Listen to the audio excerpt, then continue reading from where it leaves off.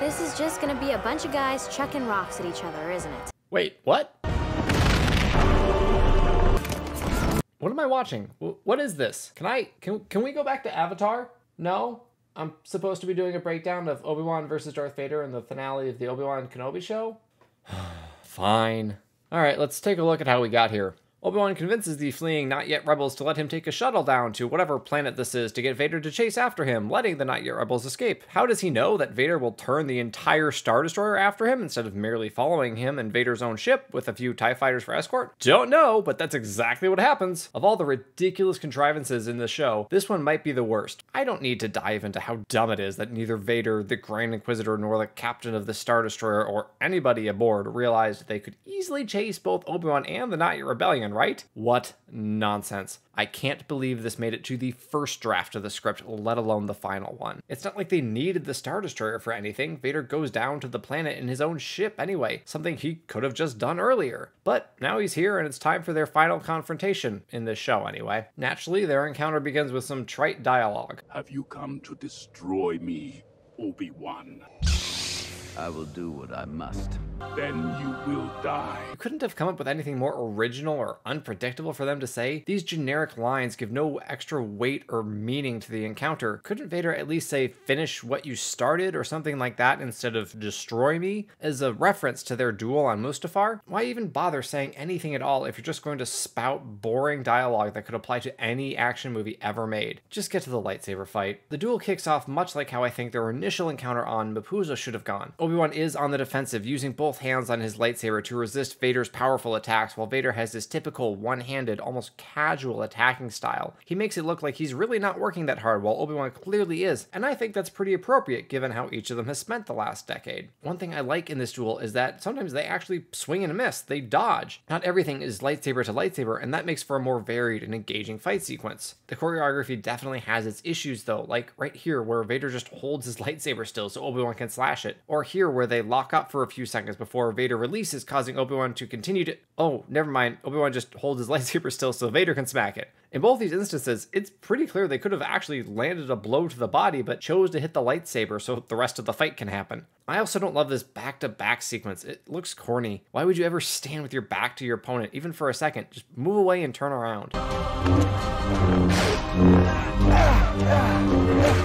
Notice the change? Vader is now two-handing his lightsaber, indicating that he's trying harder. It's like he's sitting forward in his chair now. He's adjusting his grip on his lightsaber, which is actually a nice little callback to part 3 of the show when these two first faced off, and Obi-Wan fumbled with his grip on his own lightsaber. It's a nice bit of storytelling. My problem with it is that it happens a bit too fast and isn't really well earned. Sure, Obi-Wan has kept the fight somewhat even, but Vader double-handing his lightsaber happens after basically one strike from Obi-Wan that pushes Vader back a tiny bit, and after that, Obi-Wan follows up with 2 wild strikes, one of which catches nothing but air. I don't want to disparage this moment entirely. Like I said, I think it's a nice touch, but it could have been built to a little bit more, with Obi-Wan beginning to gain a clearer advantage and actually pressing Vader back, taking control of the fight. This wild swing from Obi-Wan does not suggest a man who's in full control. The scene cuts away as Obi-Wan charges Vader, and when it cuts back, our 2 combatants are in the midst of all these rock spires we saw behind Obi-Wan earlier. How did they get there? Why did either of them choose to enter this Impossible labyrinth of razor-sharp rocks? Which is bound to cause some issues when trying to swing a lightsaber? We can surmise that Obi-Wan forced Vader in here, but really I think it just happened because the show wanted it to. At least this scene is maintaining consistency, with Vader still using 2 hands on his lightsaber, and Obi-Wan appears to have turned the tide. He is now forcing Vader to retreat. Oh wow, he's got him. Obi-Wan could just move his lightsaber a foot to the right and he wins. What? Why would Obi-Wan do that? I mean, as a choreographer, why wouldn't you at least have Vader duck the swipe from Obi-Wan that should logically follow this thrust? Obviously, Vader can't die. Obi-Wan can't actually kill him here, but Obi-Wan doesn't know that. He expects to kill or be killed by Vader. Whether he dies or I do, this ends today. This illogical moment is where the scene begins to lose me. Obi-Wan's Dark Souls impression doesn't help either. Your strength has returned. Don't tell us what we can clearly see, Darth. We know his strength has returned. That's what this fight scene has been telling us for the past few minutes. But the weakness still remains. What weakness? Obi-Wan hasn't exactly held back. I guess you could interpret the moment I just pointed out as him holding back rather than just bad choreography, but there have been no other instances of Obi-Wan refusing to press an advantage, and he explicitly said, Whether he dies or I do, this ends today. so I'm not sure what Vader is talking about here.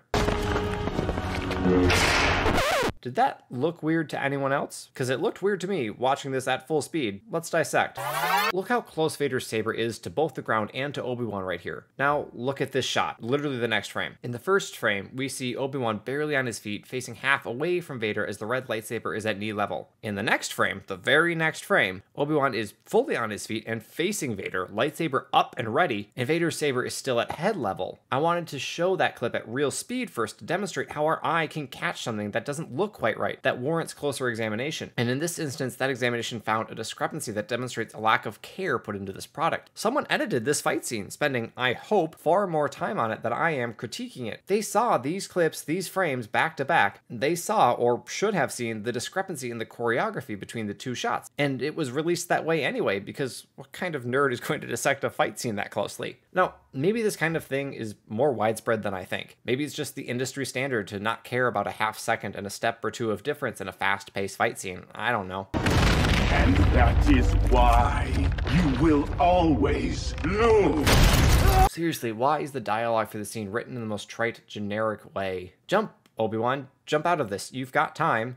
Okay, jump out now. Like, do the force jump thing. No, you're just going to sit there and get buried by Darth's earthbending? Yeah, that's cool, I guess. Very convenient of Vader to kill Obi-Wan in a way that he can't see the body. What's the point of all these force powers if you can't sense whether or not he's alive down there? The fact that Vader walks away immediately instead of at least waiting to see if Obi-Wan survives and escapes is just plain silly. How does Obi-Wan escape? Well, by thinking of Leia. You see, he has to realize what he's fighting for. Ugh. The show could not be more blatant and over the top with the Obi-Wan and Leia bonding. It's obvious and forced every time it comes up. We get it. He's come to love Leia and he wants to be there for her. Wait.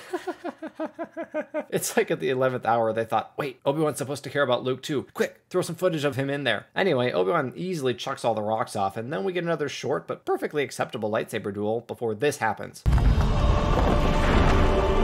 Yeah, sure. Why not? Why wouldn't Obi-Wan be able to effortlessly pick up dozens of large rocks and chuck them in rapid fire at his target? I'm at a loss for words. This is simply ridiculous. It's even more ridiculous because none of these projectiles appear to have an effect on Vader. He just shrugs them off after cowering in place for a few seconds and then wades back into the fight. This whole sequence was completely meaningless. Are the rocks on this planet made from styrofoam? That would explain why Obi-Wan was able to lift them so easily and why Vader shrugged them off, but it doesn't explain why Vader thought Obi-Wan was buried for good, but whatever. This cheap knockoff earthbending sequence, much like these rocks, carries no weight. It doesn't affect the outcome of the duel at all. Obi-Wan already had the upper hand before he went into this nonsense, and it serves as nothing more than a blatantly overt and obnoxious way to tell the audience that Obi-Wan is at full strength again. It's all sizzle, no steak. Obi-Wan effectively wins the fight by bashing Vader in the motherboard, or whatever, with his lightsaber hilt, apparently causing his suit to stop working properly as Darth begins to gasp and wheeze. Really? That's all it took? Man, you should protect that thing better if a few smacks to it can make you completely ineffective and make you wave your lightsaber uselessly when Obi-Wan charges with a super telegraphed attack and slashes half your mask off. Once again, real original show.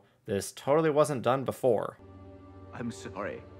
I'm sorry, Anakin, for all of it. I am not your failure. Obi-Wan. This is good dialogue. Without being overly obvious about it, it portrays Obi-Wan's mental state, his anguish over Anakin's downfall, and Anakin's pride, his refusal to acknowledge that anyone other than himself, anything other than his own choices, led to him becoming who he is now. It's an actually touching moment. Too bad it's followed by another contrivance the show forces upon its characters. You didn't kill Anakin Skywalker. I did. Then my friend is truly dead. Then kill him. I understand if you can't bring yourself to kill Anakin, but kill his self-expressed murderer. Need I remind you? Whether he dies or I do, this ends today. Goodbye, Darth.